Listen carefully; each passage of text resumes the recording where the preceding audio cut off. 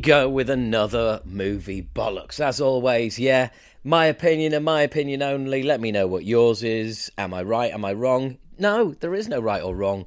It's just opinion, isn't it? So, in the words of Ash from the Evil Dead, listen up, you primitive screwheads. Here comes 20 odd movies. I can't remember how many. I think it's 25, 26, something like that. It's too many, but one sitting, let's smash through them. First up, Blue Ruin. Blue Ruin from 2013. That's right, 11 years ago. What the fuck? Well, unbeknownst to me, this is the movie from Jeremy Saulnier, who also brought us Green Room, which is a big favourite of mine. Check that out. Well, this is the film that precedes it. The film that precedes it. Not a good start. The film that precedes it. Precedes it? No. Blue Ruin. Mysterious outsider's quiet little life is turned upside down when he returns to his childhood home to carry out an act of vengeance. Yeah. Great performance in this from, Mac and Blair, Devon Rattray, Amy Hargreaves, all great. It's a really... it's if I didn't know it was the guy who did Green Room, I would have guessed. It's got that almost grubby feeling to it. It makes you feel dirty watching it because it's just it's realistic enough to feel like it could happen, although some crazy shit happens in it. Usually to pretty horrible people that you hope bad things happen to. It's a tale of vengeance. I don't want to give more away than that, but for me, definitely worth a watch. Really enjoyed it. Some really engaging performances and told at a really cool pace. It doesn't rush to get anywhere. Just a really, really enjoyable movie, and it's worth 1 hour and 30 minutes of your time. You know how much I like a 90-minute movie. 7.1 on IMDb, which is higher than I expected. It shouldn't be. I mean, it's worth it, but I don't know. IMDb is a weird one, as we're going to mention later on, because some things I just think get completely underrated on there. But anyway, rambling on about IMDb. Blue Ruin, really enjoyed it. Tried not to tell you too much about it, other than it's a pretty grimy, grungy revenge flick that you're going to want to check out. Well, you might do, if you're me. Next up, Lord of Misrule. Lord of Misrule. Right, now, this is a horror, a folk horror, a genre that is going to come up again, and a desperate search for the young daughter of the town's new minister. I wonder what's going to happen here. Written by Tom DeVille and directed by William Brent Ball. Now, it's got Ralph Ineson in it straight away. You're thinking, Tuppence Middleton is in it as well. Now, Ralph Ineson, my problem with Lord of Misrule, folk horror, so think Wicker Man, that kind of thing. My problem with it is, pretty much within the first 5 minutes, you see some people stood in a field with weird masks on, staring at someone's house, and they're like, oh, what's that? And you're like, oh, right, okay, going straight in, are we? It's that film, yeah? Not going to build up any tension then. We're just going straight in with, yes, this is the film that you thought it was. And it's just like, I don't know, there's no build-up of tension at all in this film. And when things happen, because of that, it's not a surprise. It is just like, right, okay, so that's happening now, right? Cool, okay. And Tuppence Middleton is perfectly serviceable in the lead role. She doesn't really have a great deal to work with. That's my feeling, again, because there's no tension. There's a scene where police come and take a load of stuff, and she refers to it later like it's a big surprise, but you were like, well, no, I thought that's what was happening at the time. So, yeah, again, I don't want to give too much away, but the film does that anyway. And, yeah, it's literally, you look at the poster, the title, the genre, and that's it. It does everything you expect at every turn. There are no surprises and no build-up attention, and it's just, right, okay, so it was that then. Yeah, I've watched that. Okay, right, yeah. And it gets a pretty well-deserved 5.1 out of 10, and that is otherwise known as bang average 0.1. Pretty much what it's worth. Next up, some people have this is not gone down well with. I liked it. It's the latest Ridley Scott movie. It is Napoleon, with Joaquin Phoenix in the lead role. Vanessa Kirby and Tahar Rahim are also great in it, but yeah, I mean, the star of the show is Joaquin Phoenix. I really enjoyed it. It's huge. It is epic. Great performances. And people who are banging, and I'm addressing some people who might be listening to this, who are banging to the history of Napoleon and his life. And it's not a fucking documentary. How many times? Oh, but they left out huge parts of his life and battles he lost. Yes, Lord of the Rings. They left out complete characters in Lord of the Rings. You know why? Because they were making a movie. That's why. Movie, book.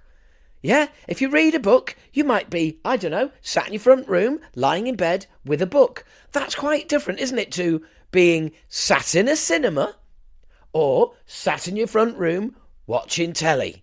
Yeah? Well, that's the difference. And what I'm trying to do is accentuate the differences of the genre. So sometimes you might be making a movie about someone's life. It doesn't mean you're making a documentary of someone's life. They are different. And to make a good movie, you have to make a movie. Therefore, not the documentary. Am I clear? Once again, for those at the back that aren't getting it, not a documentary. If you're a history buff, here's a bit of advice. Don't watch it. It's a movie of his life, not a documentation of every single battle that he was ever involved with. Yeah, good. Did you get that? Thank you. Move on. I enjoyed it. Next up. This is called, it's weird, right? Somewhere it's called American Outlaws, somewhere it's called the Dougherty Gang, and three siblings facing the possibility of prison take matters into their own hands with a cross-country crime spree of epic proportions. Yeah, I mean, you'd think it'd get more than 4.8, wouldn't you? It's also based on a true story. And crime spree of epic proportions, that's a bit strong. I mean, they do commit a few crimes, but it's not of epic proportions.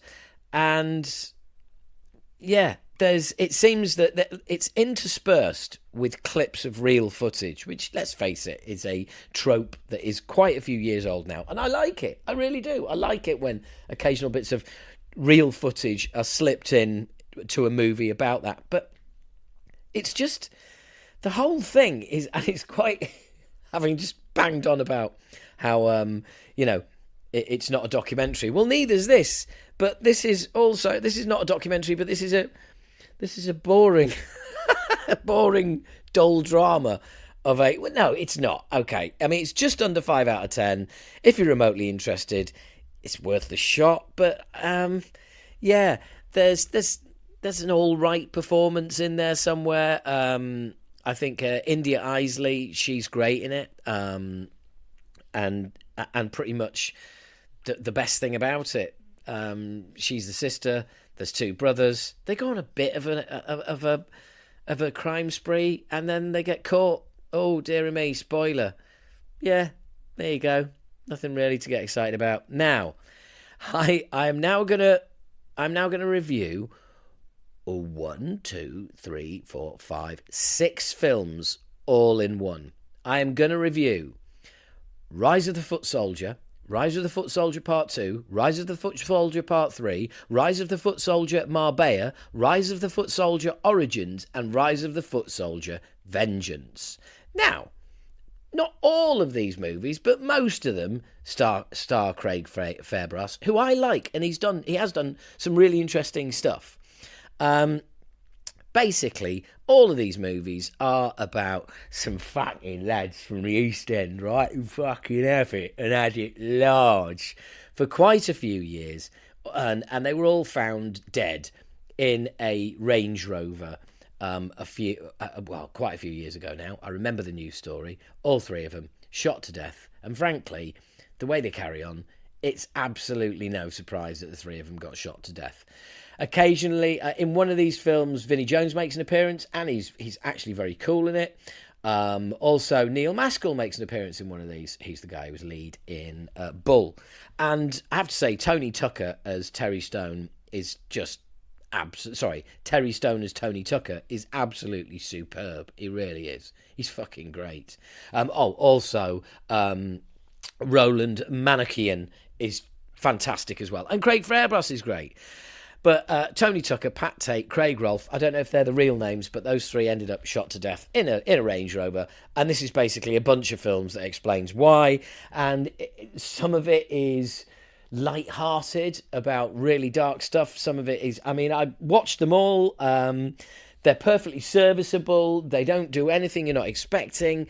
But once I kind of found I entered that world, I just sort of wanted to basically consume as much as possible. And by the end I realised that it's basically a series of 6 films which are all the same, and except one of them is based in Spain instead of down South End or down in fucking Essex, and they have it large. See this cunt, yeah, that cunt over there, yeah, that cunt over there, that cunt's going to get it from that cunt, yeah, you can. It's one of them, okay? Except, to be fair, at least it's real, and it's not fucking Guy Ritchie, the public school boy, pretending that he's a Cockney and writing about gangsters. It's real, and they're hideous. So there you go. Next up, talked about this with Paul Waller of the podcast A Year in Horror. He of this parish. You know who he is. You probably listen to his podcast. If you don't, what the fuck are you doing? Subscribe. We also, the two of us, we does a Patreon podcast together, which you can only get if you sign up to my Patreon or his Patreon. Mine is patreon.com/Howard H. Smith, and Paul's is patreon.com/ don't sign up at his, sign up at mine. It's actually patreon.com/ A Year in Horror. So there you go. Anyway, we are what we are. From 2013, that's right, 11 goddamn years ago, it's 145 minutes long. The Parkers, a reclusive family who follow ancient customs, find their secret existence threatened as a torrential downpour moves into the area, forcing daughters Iris and Rose to assume responsibilities beyond those of a typical family. Now, Julia Garner is in this. She's one of my favourite female actors at the moment, as in Amber Childers, who's brilliant alongside her. Bill Sage is great in this as well. When it first started, I thought, right, we are what we are. It starts, it's weird, and you think, are they vampires? Is that what's going on here? I don't want to reveal too much about what they are, but what they are is pretty fucking vile. And some of the scenes in this film are really intense, and the final kind of summit where someone gets what's coming to them is look away. Horrible. It fucking is. I really did I enjoy it? Am I going to use the word enjoy? I found it riveting. There we go. I found it riveting. It's an 18. Boy, is it an 18. And it is, I'd call it a horror film. I would definitely call it a horror film. There are no monsters in it, but are the people in it monstrous? Oh, hell to the yeah. It's, wonderful performances. There's this storm that lurks in the background of this movie is just there all the time, just thudding away in the back of your mind. And there are some scenes where you're just like, you're watching it and you think you know what's going to happen, and you're just thinking, oh, don't know, please, like that, no, don't let that happen, don't let, oh, it's fucking happened, oh no. It is a brutal, monstrous, horrifically beautiful film, which I really enjoyed. We are what we are. Next up, now, I watched this before it became available on Amazon, and I don't know why I've told you that, but anyway, Land of Bad. A US Army Special Forces unit is ambushed during a mission to retrieve an intelligence asset, and their only remaining hope lies with a remote Air Force drone operator assisting one team member through a brutal 48-hour of survival. Liam Hemsworth plays the lead. Russell Crowe is the drone operator. Luke Hemsworth is in it as well. Liam and Luke must have really enjoyed that. Directed by William Eubank. Don't think it's any relation to the boxer Chris. But Land of Bad, it's everything you want from a war, shoot 'em up, action, adventure, thriller, brutal. Although it's only a 15 hour and 53 minutes. I absolutely loved it. Kept me riveted. Just awesome action, explosions everywhere, tension.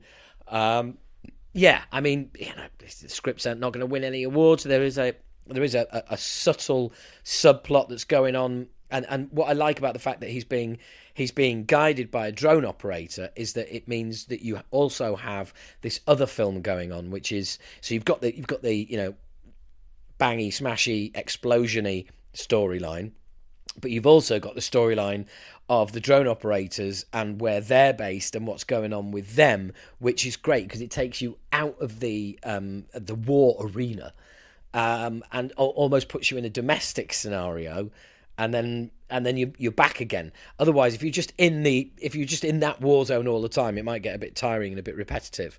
And I think it's not only is it a useful device. Well, no, that's it. It's a useful device, but also it enables those actors in that side of the film to tell a completely different story. So yeah, Land of Bad on Amazon. Really enjoyed it. 6.5 out of 6.5 on IMDb is very respectable as well. Next up,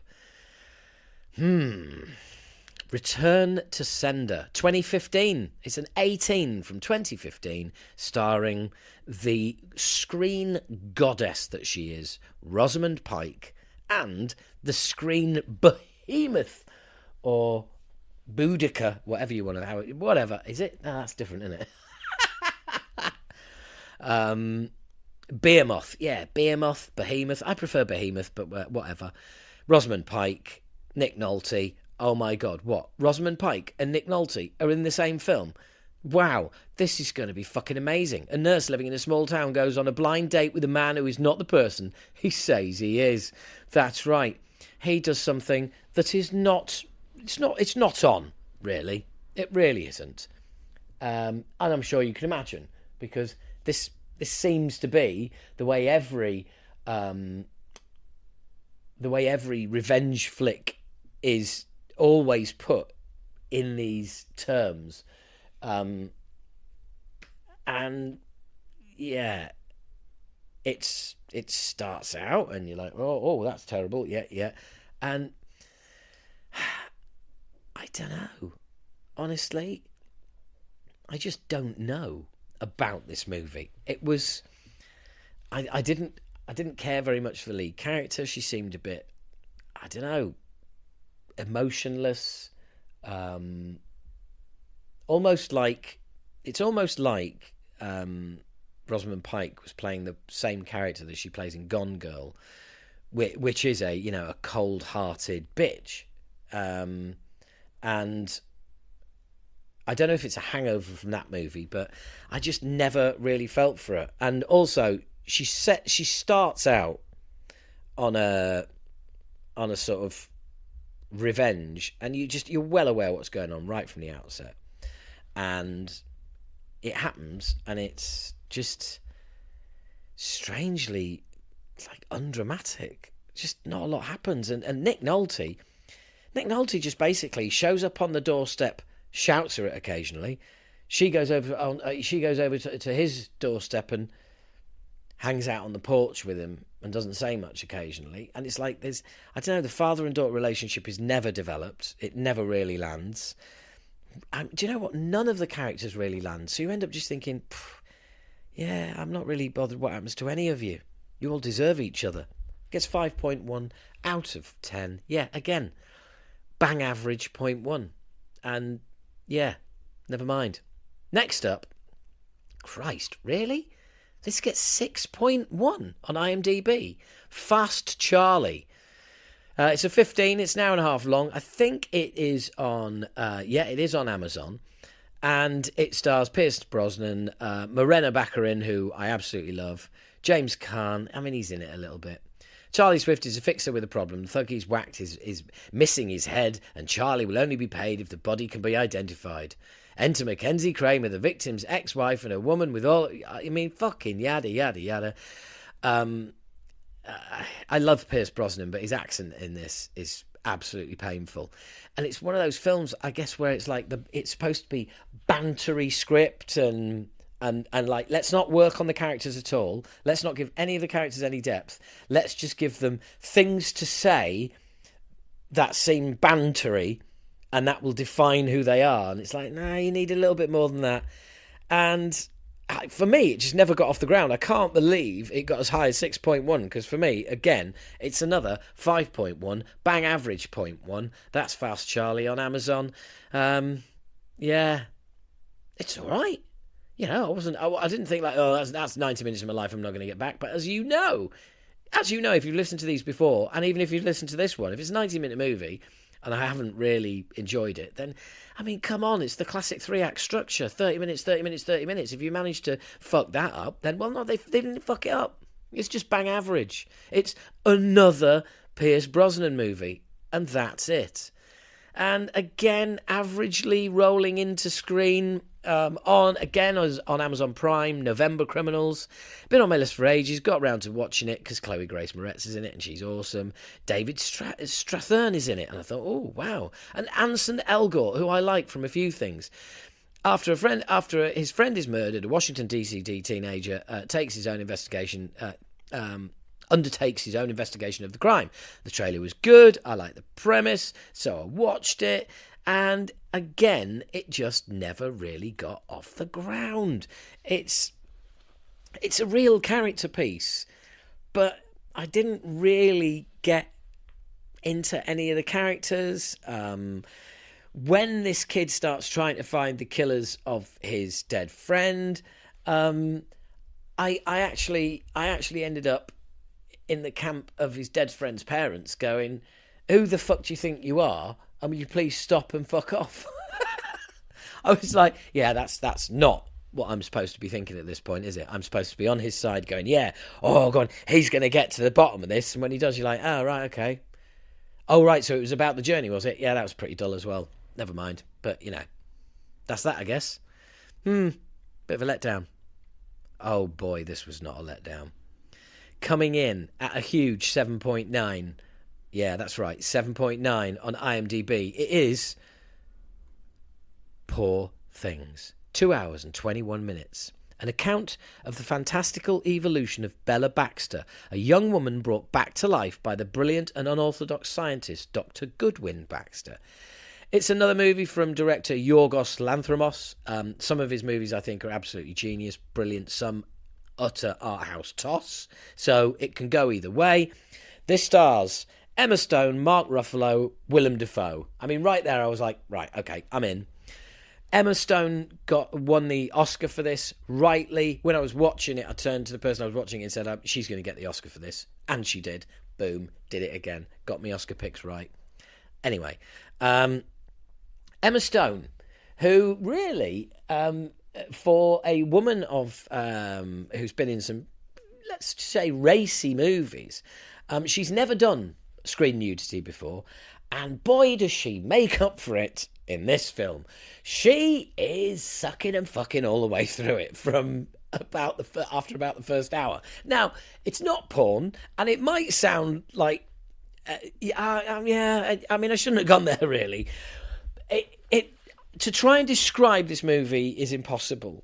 All I will say is the lead character, played by Emma Stone, is the brain inside the woman. Is the brain? The woman died, and she was pregnant, and the brain of the baby that she was pregnant with was put into the dead mother's skull and then reanimated. Okay, you with me? It is fucking insane, and I absolutely fucking loved it. I mean, it's off its fucking nut. If Poor Things was a person, you would like occasionally go out, like maybe once a year with them and go for a drink and go on a night out and wake up the following morning going, Jesus Christ, that was fucking mental. I mean, I kind of liked it, but I probably don't want to do that again for quite a while. It's one of those, right? It's just, yeah. I mean, look, I really enjoyed it. Watch it if you want. Poor Things. I mean, I'm just seeing some clips of the trailer. I mean, Emma Stone is fucking brilliant in it. Literally, she is fucking in it a lot. And she is brilliant in it. And she's funny in it. And Mark Ruffalo is fantastic in it. And so is Willem Dafoe. Honestly, loved it. Absolutely loved it. But again, that's just me. Next up, Code 8 Part 2. Now, thing about Code 8 Part 2 is I really enjoyed Code 8 Part 1. And Stephen Amell is in it. Now, he's basically B-movie Tom Cruise. He played Green Arrow. Do you know what I mean now? And Code 8 was perfectly serviceable. And Code 8 Part 2 on Netflix came out, and I thought, okay, I'll give it a whirl. And do you know what? After about an hour, I was like, it's all right. But it's just, I don't know. I don't know. There's something about it. It's not grabbing me. And this is what I love about it's 1 hour 40. Let's call it 1 hour 30. It's near enough, okay? This is what I love about a film of that length. You can watch an hour and go, it's all right. And for me, the last 30 minutes really it was going to be a bang average 5 out of 10. And then in the last half hour, for me, it went up to a 6. I really enjoyed the last half hour and really enjoyed how it brought all of the strands that you've been seeing together and made it just a little bit more meaningful. Right from the off, for the first hour, you're just thinking, I know what's going to happen in nearly every scene. This is a bit ploddy. It's just nothing special. But then the work they'd done in that first hour, that again didn't feel that was that special, all came together, and it became more than the sum of its parts. A bit like Slayer, yeah. A bit like Slayer. You've got a very gifted drummer, and 3 other fairly average players, and they're not the greatest musicians in the world, but you put those 4 guys, original 4, together, and they delivered way more than the sum of their parts. And that's what this last. So basically, the last act, the last 30 minutes of this movie is Slayer and helps it out. Next up, American Fiction.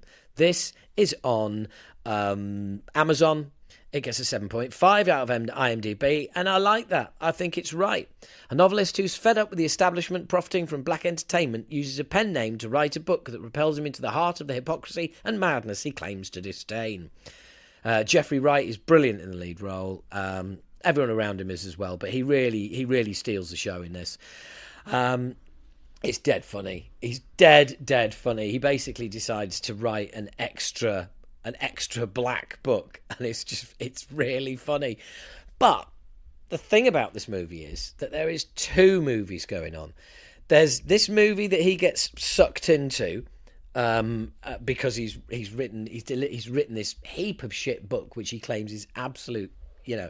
It's basically a gangster book, and he's not. He's a middle class black guy in his sort of late 40s, early 50s, and he just writes this gangster book, and it's absolutely made up. It's American Fiction, and it suddenly becomes huge, and he's like, oh really? But this is shit.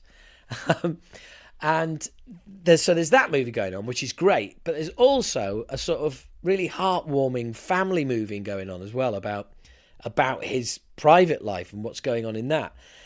I really enjoyed it. Those two worlds work really well together, and it just all came together for me and worked brilliantly.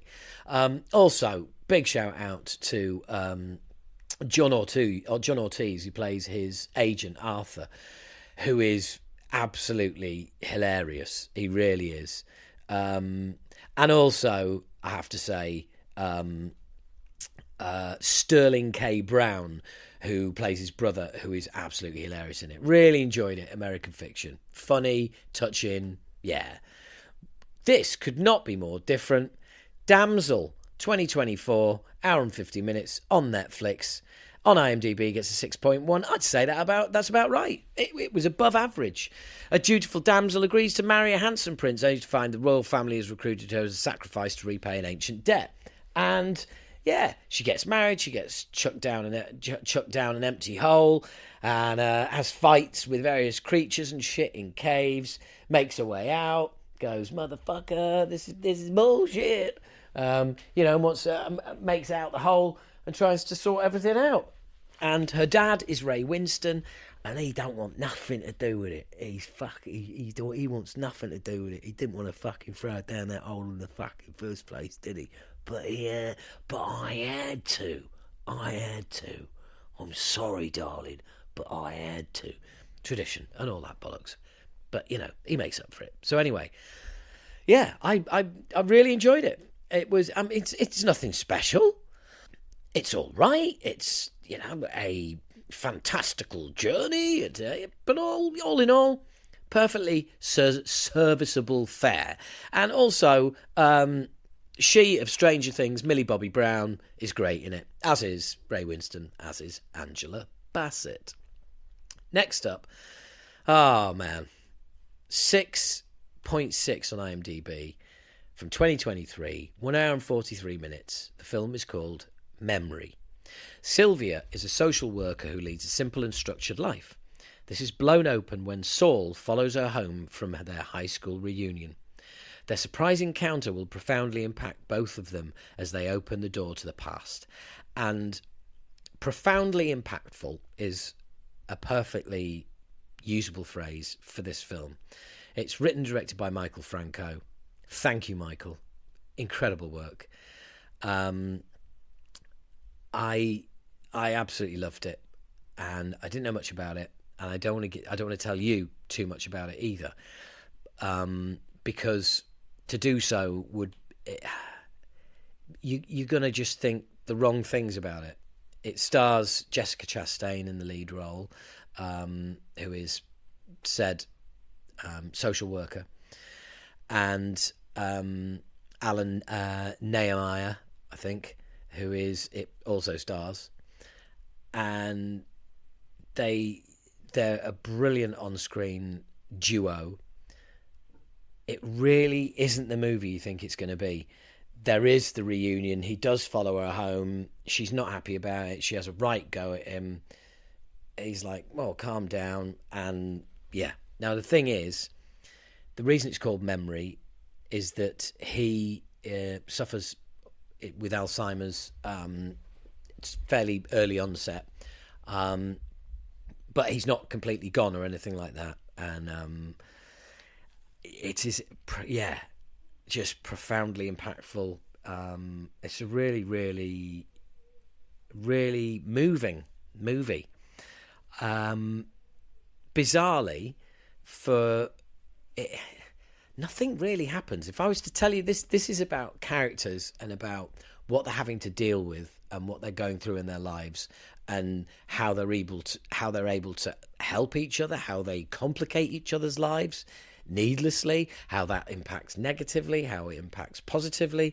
And it's not about a story. It's not about, where they go. It's not about some fucking road trip. And it was absolutely thoroughly absorbing and just Yeah, incredible performances, incredibly moving, and quite uplifting. I really, really, really enjoyed it. There we go. It's Peter Skarsgård who plays opposite Jessica Chastain. That's it, and it gets 6.6 on IMDb. And as you can tell, my my voice, as soon as I mentioned the movie, I was like, and my whole tone has gone down, and it's just, yeah, heartwarming, passionate, and profoundly impactful. I really enjoyed it. I really did. That movie is called Memory, and I remember it well. Next up, to call it uplifting would be doing it a disservice. Little Wing. A 13-year-old girl is dragged into the world of pigeon racing as she deals with her parents' divorce and impending loss of home. It stars Brooklyn Prince, she's fantastic, Chi Tafari, which is her little not boyfriend, best friend, and Brian Cox. And it is absolutely fantastic. I loved this, really loved it. She's brilliant in the lead role as a frustrated young teenage girl whose parents are divorcing. She's not sure why. She doesn't want them to. She seems to be stuck in a position where she's absolutely powerless. Everything everybody does is affecting her, but there's nothing she can do to affect anything until she decides to take a strange course of action, let's just say that. And the whole pigeon racing stuff and everything is just, yeah, it's amazing. And it is inspired by a true story, believe it or not. I fucking loved this. It gets 5.9. Let's call it 6 out of 10 on IMDb. For me, it was at least a 7. Everybody in it is great. There's some it's uplifting. It's one of those films at the end of it where as the credits go up, you've just got a big beaming smile on your face, you know? And it zips along. Great performances. It's just one of those lovely pathos involved in it. Just, people you want good things to happen to, happen. People you want bad things to happen to, happen. And it's like, yeah, it is pretty much play by the numbers. There's not really any point where you think, oh, it's thrown me there. Although there is one. But everybody's just really fucking good in it. And because it is, again, it's so this complicated situation as this divorce is playing out in the background, all the pigeon racing stuff and everything, and it just becomes even more meaningful. Really enjoyed that. Really enjoyed it. That's Little Wing. I'm not sure. I think it's on Amazon. Let me just check.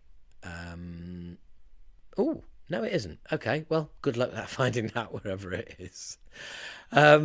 Next up, oh, fucking hell. Oh, God. This is a documentary called The Lionheart. It gets a 7.2 out of 10, and it's about somebody I knew nothing about. It's about Dan Weldon, a 2-time Indianapolis 500 champion who died on the track, shocking the world of motorsport to its very core. 10 years later, Sebastian and Oliver Weldon, his 2 sons, continue their father's legacy. I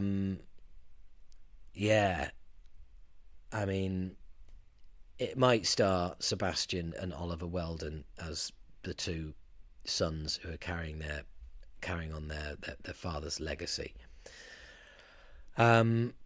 But really, it's about his wife, the woman he left behind, and I would name her, but for some reason, her name is not appearing in the cast at all. That's really weird, really weird. So I will have to say, Mrs. Weldon for want of a better description. Anyway, this is immensely touching. It really is. I mean, have a listen to this. Okay, I'll be serious now. A storm is coming. A storm is coming. He is without doubt the fastest man in the world, Dan Weldon. Dan's style was precision. bam, you just go straight to the top. Dan Weldon just won the Indy 500. You're making me look bad. He was a risk taker. That was one of the things that I fell in love with. With a race, there's so many things that aren't in your control. You try and control as much as you can. Conor taking a huge credit.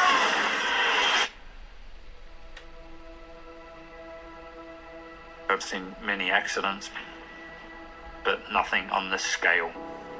It's like a plane has crashed. IndyCar is very sad to announce that Dan Weldon has passed away. Racing has taken from me the most important thing in my life. But it's also given me so much. These two little faces. Save that for the racetrack. A storm is coming. Of course, everybody in motorsports has already heard about Oliver and Sebastian Weldon. I'm helping them achieve their dreams.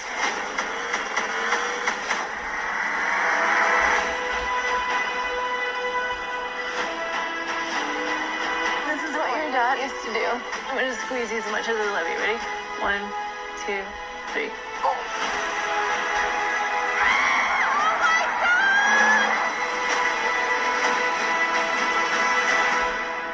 I am the good-looking son of a bitch from England. I mean, you can just tell the personality. Just, yeah. It's truly heartbreaking. It really is. I knew nothing about Dan Weldon, and a friend of mine who's banging to all sorts of his motor racing. I told him that I was about to watch it, and he just said, "Jesus Christ, what a tragedy! Good luck. I can't watch it." And yeah, even the trailer, it's just like, yeah, it's just really unfair. Just an English guy in that world over in IndyCar racing, that just doesn't happen. And the fact that he attained the success that he did, and the needless race that was put on, and the needless way that race was conducted, has never ever happened again. Where it took place and the track it took place, which was a street track, that's never happened again. There's never been a race in that city again, and there has never been a race in the format they used again. And yeah, they just never should have. That was really, really fucking tragic, man. So if you think you can enjoy that, his wife is incredible. What a woman. I mean, she has to deal with, she's the one there. All of the other boys racing, they've all got their dads there and their mums, and they've just got their mum there, and she's having to do so much. And I mean, Christ, if you don't get it by now, then you're not going to get it, and you're not going to watch it. So let's move on.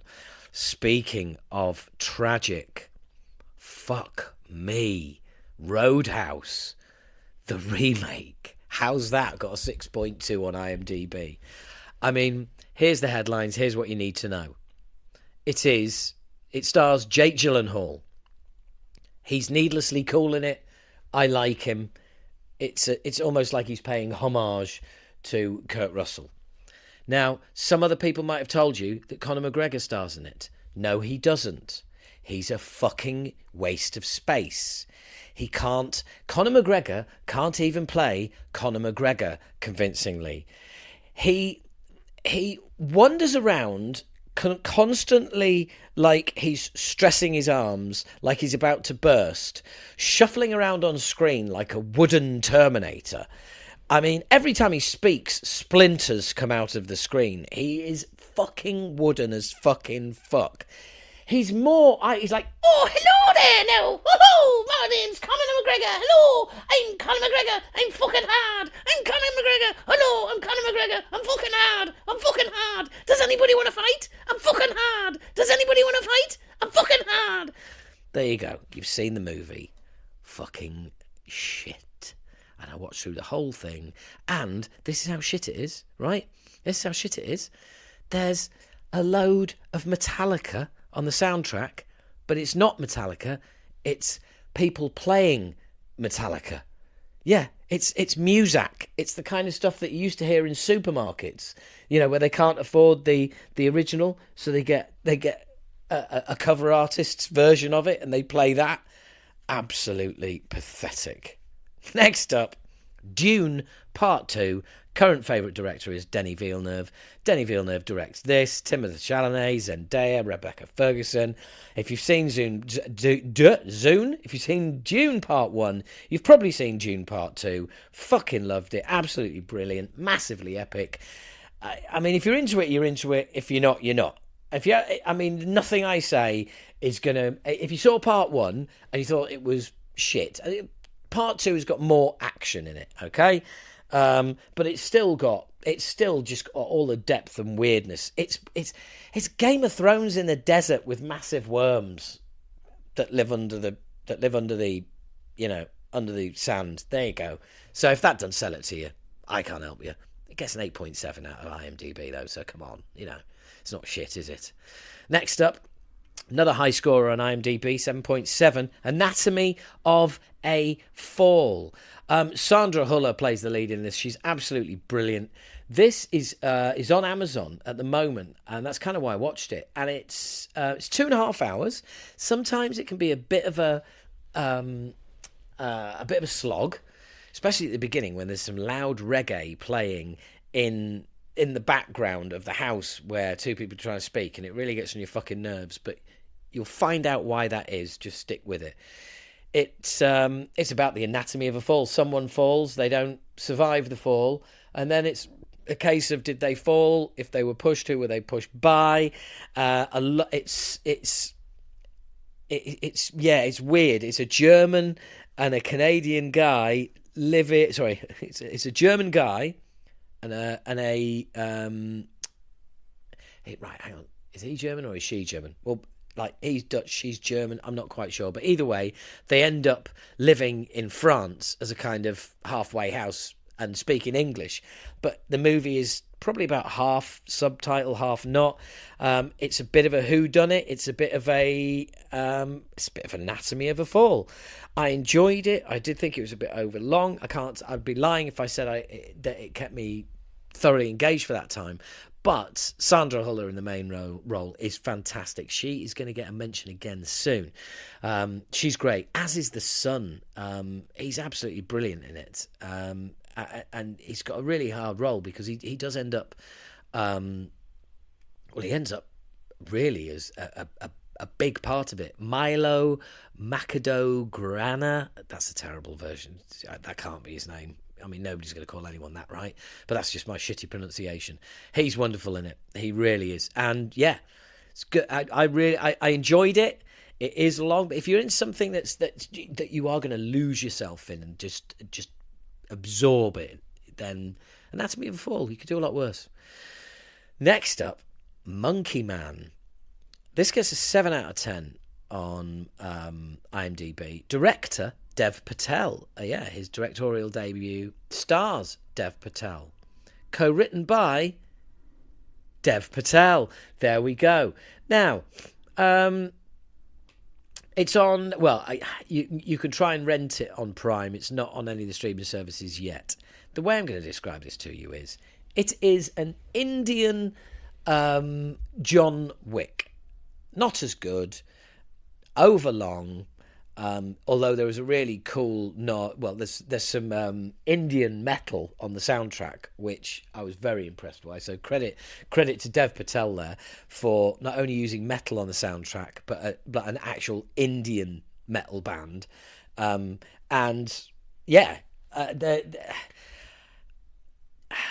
Dev Patel, even in the lead role, he is the Monkey Man, and he is doing a lot of fighting. And the thing is, when he really kicks off, all I was thinking was, Jesus Christ, Keanu Reeves is good, isn't he? I mean, Dev Patel does his bit, but he's just not Keanu Reeves. Honestly, you know, we've got so used to seeing Keanu Reeves in that role that you completely forget how good he is at what he does.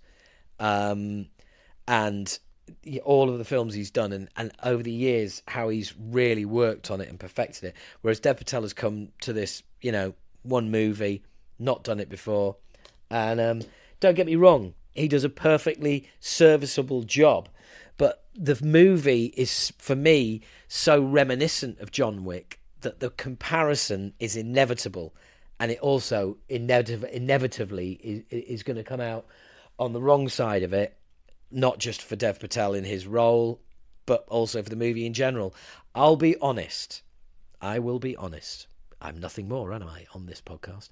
It's 2 hours long, should have been an hour and a half, and after an hour and a half, it was entering the final sort of battle and all the rest of it, and I just thought, I don't care enough, to be honest. I didn't make it all the way to the end. And yeah, it's just a bit of a shame.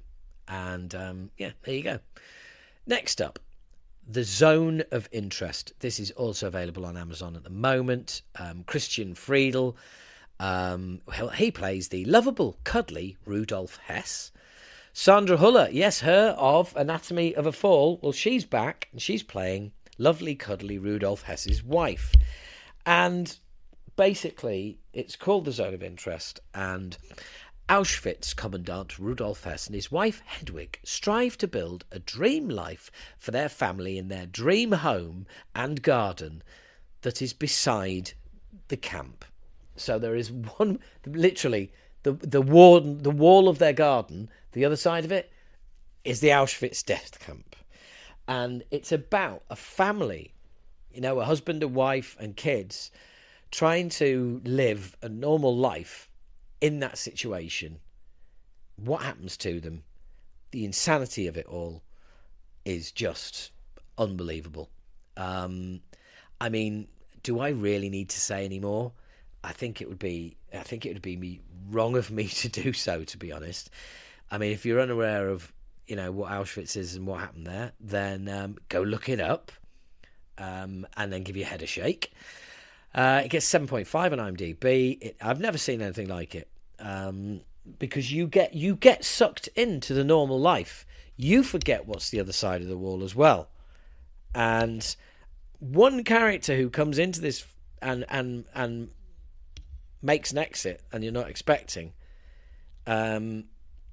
kind of gives you a slap round the head, and it's like, oh yeah, that's right. It's, yeah, weird, really, really powerful, different. I think about the first 3 minutes, the screen is blank and it is just kind of noises, and I found it a bit frustrating at first, but then I kind of realised what it was doing and what it was trying, basically setting up this movie. It's not a documentary, it's a drama, and it's fucking, yeah. I didn't enjoy it. I'm not going to say that because I don't think it's a film to be enjoyed, but I've never seen anything like it before, and I would probably watch it again. So I can't really rate it higher than that. Now, let's finish with, believe it or not, I know, 4 really enjoyable, funny movies.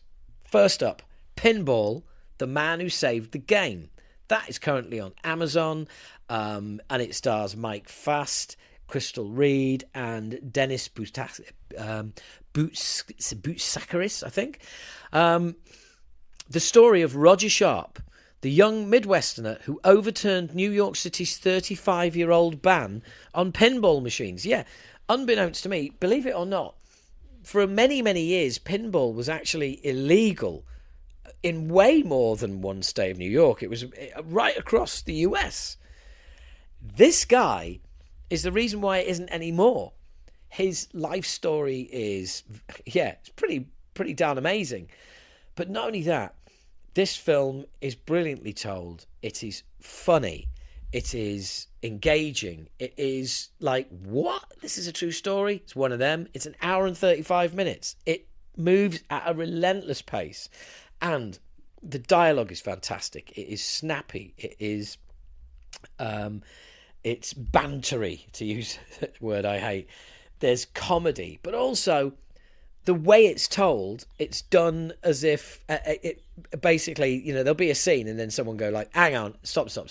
That's not how it happened. And all of a sudden you're back with the guy whose life story it is, except it's not. It's an actor playing him, kind of saying, no, that it didn't happen like that. It happened more like this, and just little interactions that make it just snap along and make it funny.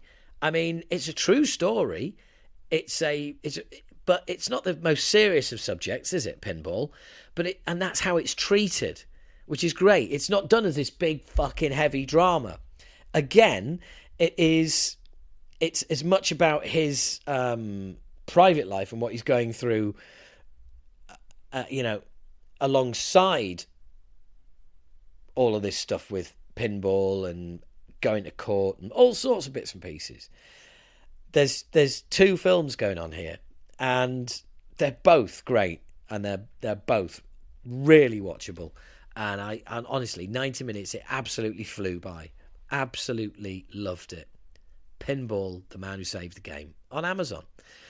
Next up, it was at the cinema quite recently, starring Jessie Buckley, Olivia Colman and Timothy Spall, Wicked Little Letters, 1 hour, 40 minutes. When people in Littlehampton, including Conservative local Edith, begin to receive letters full of hilarious profanities, rowdy Irish immigrant Rose is charged with the crime. Suspecting that something is amiss, the town's women investigate. 7 out of 10 on IMDb. Just a laugh a minute. Apparently based on a true-ish story. Dead funny all the way through. Brilliant characters. Lots of hilarious swearing. Jessie Buckley as the loudmouth immigrant Rose is hilarious. There's a scene right at the beginning where she says to her daughter, "Now, I don't want you playing on this." Sorry about the accent. "Oh, I don't want you playing on this. And if you do, if I find out you've been playing on this, as sure as God made gooseberries, I'll slit you from ear to ear." Bearing in mind her daughter's clearly under 10.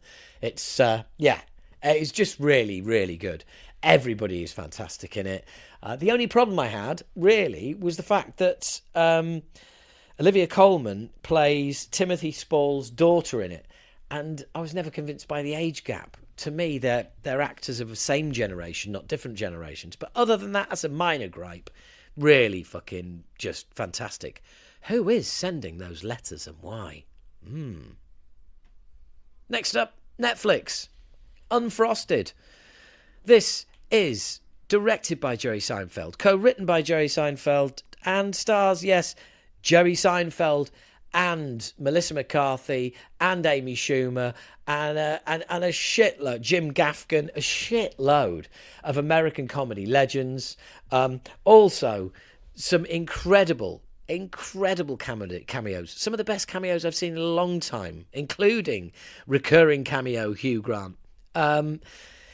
It's a true-ish story. It's very much a satire on the battle between two breakfast companies who both had a Pop-Tart style breakfast cereal. And they were both, well, not breakfast cereal, breakfast product. They were both going to launch it. Who's going to win, etc. I'm laughing to myself at some of these cameos. I don't want to tell you who's in it. I don't want to give any of them away. There's some real, it builds pace. It's like, just somebody said to me, "Oh, I watched the first 15 minutes and it didn't get going enough." I mean, I didn't find that at all, but just some of it you might find it a little bit difficult to get, because some of it is it's very much American gags about American culture, but it's still absolutely brilliant. And by the time you've actually figured out the gag and laughed at it, then you've missed another one. I really, really enjoyed it, and it's not often I say that about comedy movies, but yeah, I really, really enjoyed it. And the satire towards the end of recent events is just fucking brilliant. It really is one of the funniest things I've seen in a long time. But again, comedy, super, super subjective. I've been doing stand-up a long time, and, you know, I know as much as anyone else. We all know what we like. We all know what makes us laugh and what doesn't make us laugh. So, super subjective. If you watch it and think it's as funny as a fucking funeral, you're right. Because that's your sense of humour. Absolutely fine. I really, really enjoyed it. And the other final movie that I really, really enjoyed, getting a 6.7 on IMDb. Watched it last night on Amazon, 2018, 15 certificate, 1 hour, 30 minutes, The Professor, starring Johnny Depp. A college professor lives his life with reckless abandon after being diagnosed with a terminal illness. How this movie does not fuck about. You do not start this film and meet him and meet his family, and then he goes to a doctor's appointment and gets the heartbreaking news. Opening scene, Johnny Depp, his character, the professor, being told that he's got cancer and he's not got long to go. For the first 5 minutes, the only word Johnny Depp utters is fuck. And some of the scenes in this are just absolutely hilarious. They're the kind of thing where you think, do you know what? If I knew I only had X amount of time to live, that's what I'd do. I'd just go, yeah, fuck it. I'm doing this. I'm doing what the fuck I like, when the fuck I like. And I'm telling people what the fuck I like. So just really, really, really enjoyed it. Had me laughing. But again, given that he's going to die, there's, you know, it's not the happiest of endings, although it's not the unhappiest of endings either. It did actually make me laugh. And yeah, there's 5 parts. It comes up, you know, part 1, this, part 2, and one of the parts is called Fuck It and Fuck It Right. It's just, yeah, dead funny. Really enjoyed it. Absolute heart of gold. Very, very funny. The Professor, now showing on Amazon. Jesus Christ, I have been yabbering on about movies for an hour. I don't know about you, but I think, yeah, I need a break.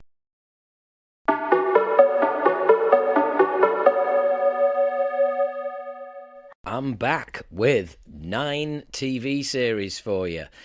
These are all available streaming now on a service/platform near you.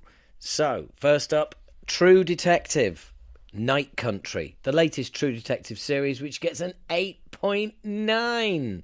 Massive score on IMDb. This particular series, this version of it is just awesome. It's set in the freezing climes of Antarctica, stars Jodie Shaw, and also better known as a female MMA fighter. And I was about to say her name, but unfortunately, this fucking TV series is not broken down into parts. So you basically, it's got everybody who's ever appeared in a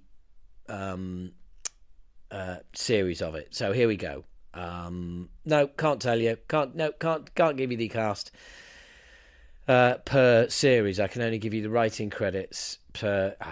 Absolute bollocks. Here we go. Right. Sorry about this. Should have planned this better. But such is. No, can't find it. Anyway, look, it's fucking great. Really enjoyed it. Can't go on about the stars in it. There's an eerie presence in the background of this whole thing. You never really quite know what's going on. It's just, yeah, right from the outset, the soundtrack, which I thought was just created for this series, which it isn't. And I want to say it's Billie Eilish doing the tune, but I'm not sure it is. I don't think it is. Hang on a second. I can't let that slide, but I will now go and do some research. And due to the magic of the pause button, I'll appear here very soon. I had a right old time messing about with search engines, and it was fucking Billie Eilish after all of that. And I have that song on a just on a playlist. Absolutely fucking great. And I just saw the series described as brooding, dark and brooding, and I think that is an absolutely superb description of this series. Some guys, we don't know why, but they seem tempted out of their laboratory onto the ice. They are all found frozen to death in strange shapes. And the mystery continues. Jodie Foster is fucking brilliant in it. There's loads of conflicts going on, and she's just a mouthy cow in it, and she's great. She's wonderful. It's really cool. Yeah, so there you go. Go get it. Next up on Netflix, The Gentleman, a Guy Ritchie TV series. Who would have thought I would have liked two things Guy Ritchie has done now? That's right. I liked The Covenant, my favourite movie of last year, and now I like the TV series of The Gentleman. Lots of people in it that you've seen in different things. It bangs along. It's a kind of gangster knockabout TV series. The word banter springs to mind. Bantery dialogue. Lots of action. Lots of over-the-top, stupid characters that are unbelievable, but you still keep watching. It's just got some kind of gravity to it that it shouldn't really have. It's the kind of thing that I've watched and enjoyed and thought, I'm a bit disappointed that I've enjoyed that. But yeah, can't lie. Did enjoy it. Is funny. Is gangstery. Is bantery. But is also good. So yeah. Liked it. Gets an 8.1 on IMDb, just in case you wanted to know. 7.6 on IMDb, and something I really enjoyed, Three Body Problem. Again, it's on Netflix. A fateful decision made in the 1960s China reverberates in the present, where a group of scientists partner with a detective to confront an existential planetary threat. There is stuff going on in this that does my absolute brain in. Really well done, really well brought to life from a Chinese novel, full of great performances, too many to mention. It's sci-fi, but it's almost kind of believable sci-fi. I don't know if I'd go that far. It messed with my head, and I really enjoyed it. I don't want to say too much about it, but it is, yeah, this could happen and it could not happen. And it's really enjoyable. But one thing that annoyed me in it is a character gets cancer. And it's this character is never in it long enough for me never in it long enough for me to care about him. And every scene he's in banging on about his cancer, after about half of those scenes, I was just like, just hurry up and fucking die, will you? Please. And then right at the end, there's a constant fucking unrelieved fucking will they, won't they, will they, won't they? Oh, is there a romance? Oh, no. Oh, tell her how you feel. No, I'm not going to tell her how I feel. Why should I? Oh, that might fuck her life up. Yeah, but you're fucking dying, you stupid twat. Just tell her. Okay, I'm going to tell her. I'm going to go on a train to tell her. Oh, no, I can't tell her. Oh, no, I'm not going to tell her. Oh, I do tell her. No, I'm not. Oh, yeah. Oh, God. Either die and don't tell her, or tell her and then die, or just die. Well, you wait and see what happens. Personally, I would recommend fast-forwarding all those scenes because it's fucking pointless. But there you go. I did really enjoy Three Body Problem, although it sounds like I didn't, but I did. Yeah, very good. Next up, could not be more different. This is basically the true life story of Griselda Blanco. She flees from Medellin to Miami, and Griselda creates one of the most ruthless drug cartels in history. There's a quote right at the beginning that says, "The only man that I'm scared of is Griselda Blanco," and she is absolutely brilliantly played by Sofia Vergara. You may know her as the Colombian wife, the Colombian good-looking wife in Modern Family. Yeah, boy, is she playing against type here. With a little bit of makeup, she is made to look pretty scary. And I loved this. In fact, I was watching Three Body Problem, and also this at the same time. I ended up putting Three Body Problem on the back burner so I could watch the whole of Griselda. It is absolutely fucking, just rips across the screen. If you enjoyed any of Narcos, watch this. If you haven't enjoyed Narcos, you haven't watched Narcos, watch this, because there's less subtitles because it takes place in Miami. Wow. Just fucking wow. This shit happened, man. 7.2 on IMDb. Totally worthy. Now, this is a little bit of a weird one. This is on BBC iPlayer, and it's called Stable. It's an all-access series following the dramatic highs and lows of life at the McGuigan's Gym, home of the most talented professional boxers in the country. That's right. It's the story of Shane McGuigan, the boxing trainer, son of Barry McGuigan. 4 episodes, each episode an hour long, each focusing on a different boxer. The ups and downs, the highs and lows, the stories at work here are incredible. But if you're into boxing, I'm sure you've probably seen this, or you didn't know about it, then you need to go and fucking check it out immediately, because you will love it. If you're not into boxing, it's still there to be watched, because these stories are incredible. They are. Every single one of them. So I loved it. Fucking smashed through it. Brilliant. Next up, couldn't be more different. Is It Cake? Season 3. The question is it cake? The series is called Is It Cake? And the question you're going to be left asking in every episode is, which one of those is cake? Is it cake? Is it not cake? Wow. Again, the world of hyper-realistic baking is brought to the screen by amusing and light-hearted and funny, genuinely engaging host, Mikey Day. Just another brilliant series. I mean, I can eat this series through. I can eat through episodes of this like I can eat through cake. It is absolutely just totally absorbing. Loved it. Speaking of totally absorbing and loving it, 8.2 on IMDb. It's the series on Netflix, Ripley, starring Andrew Scott, Dakota Fanning, and Jonathan Flynn. It is just, it's about a narcissistic twat who kills people to get in his way. The whole series is in black and white.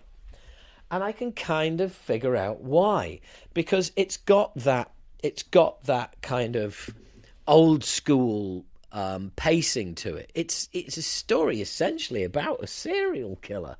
A serial killer, by the way, is someone who kills more than one person. So just 2 people could be a serial killer. So how many people does he kill? Well, you'll have to watch and find out, won't you? But it's in no rush to tell its story. Amazing cinematography. It's just brilliantly done, brilliantly accurate. I urge you, keep watching, because the first episode really is there to just set everything up. It's quite slow. It takes time. But once you tune in to the pacing of this series, that is when you're really going to love it, and you're really going to buy into it, and you're going to find yourself absolutely glued to it. An incredibly complex and narcissistic character. He's who we follow. It's an anti-hero because you're kind of rooting for him. You're kind of rooting for this absolute fucking psycho that just imagines all sorts of scenarios that are not happening and are not in real life. It's not without humour. Everybody in it is fantastic. It looks brilliant. And once you see what this guy is up to and how he manipulates people and how he just navigates his way through life, it's cold, it's calculating, it's terrifying, and it's entertaining. It's Ripley on Netflix. Now, I can't say that for the same as for Fallout, which is on Prime. Now, straight away, there may be people who've played the game going, oh my God, that's brilliant. Well, if you've played the game, maybe it was. And it gets an 8.5 on IMDb.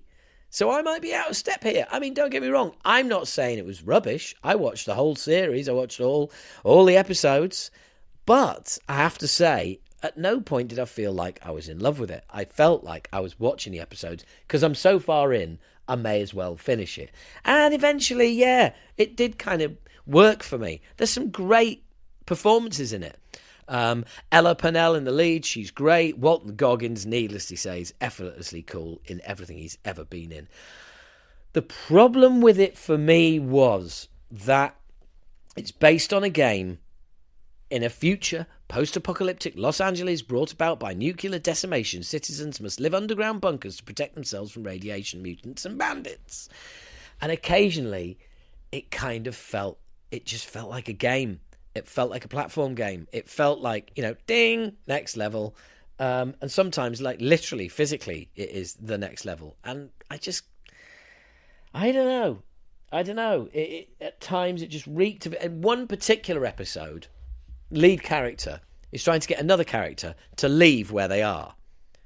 And she's just seen something that is totally fucking horrific.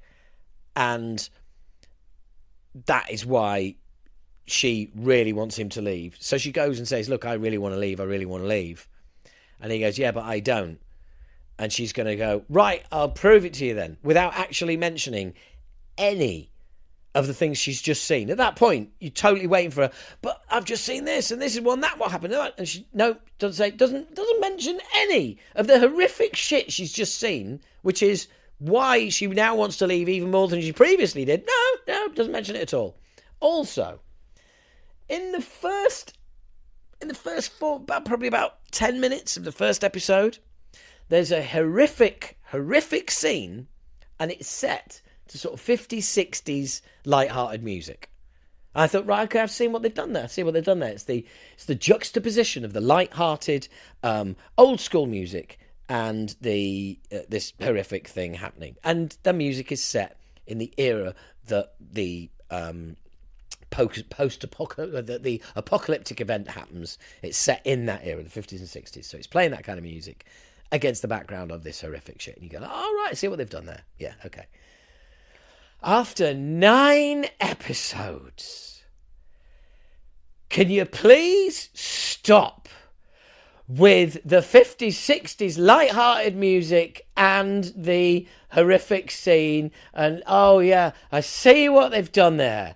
The juxtaposition of the music. Oh, just fucking stop smacking me over the head with the same hammer.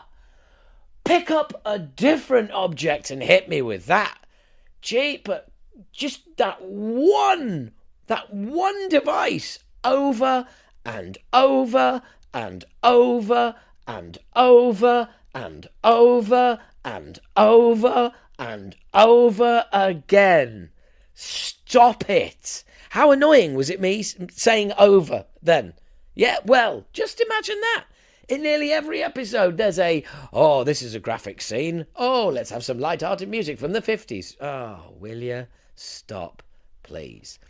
Yeah, there kind of is a second series. There's a follow-up game. I don't know. I should have liked it more than I did. I don't know why I didn't. It gets an 8.5. Clearly, lots of people did. I don't know why it didn't. I guess maybe some of the characters just didn't really grab me. That's pretty much it. But I tell you what did grab me. Characters and all. I watched this. It's streaming on Now, if you have that. Shout out for Now there. They've not had a mention so far.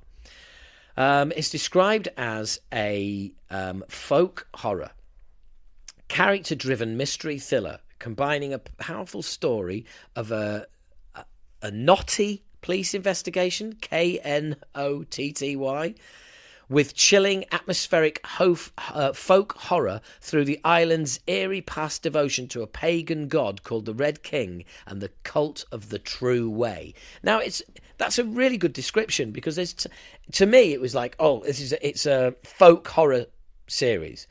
And after a few episodes I was thinking, it's more a police procedural on an island, really.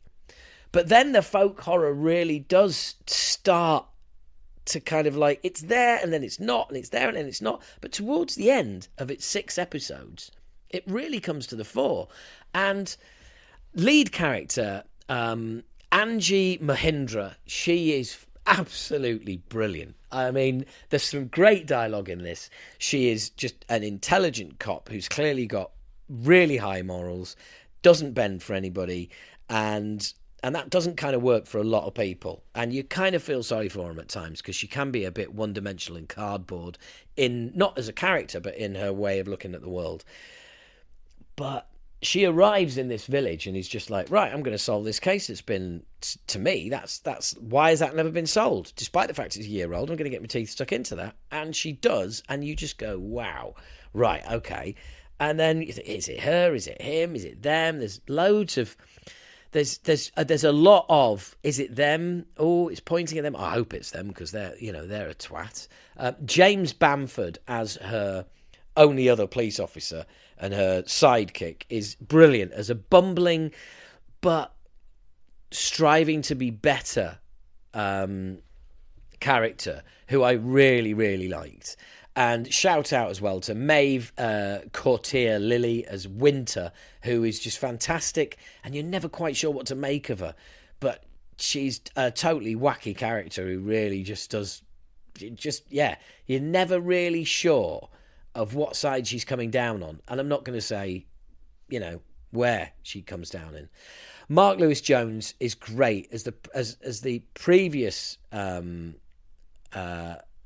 head of the police, Griff, and he's just a twat, and he plays a twat brilliantly, really, really brilliantly. And there's just lots of, I'm just looking down the cast list, everybody in it does their bit, everybody in it, and I really, it was one of those series that after about 3 episodes of the 6, I was like, I really want to watch episode 4. I am into this way more than I thought I would be.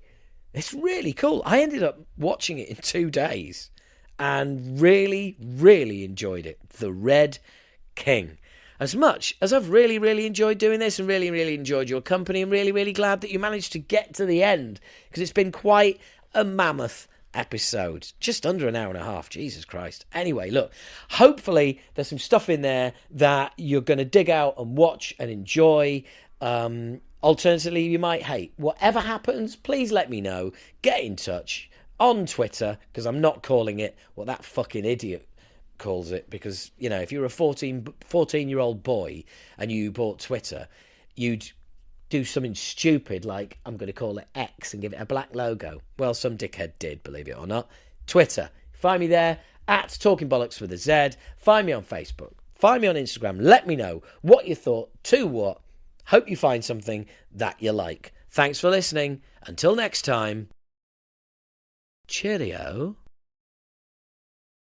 Oh, hello there. It's Conor McGregor again. I can't play Conor McGregor. I can't even play Conor McGregor. I'm hard. Want to fight? I'm hard.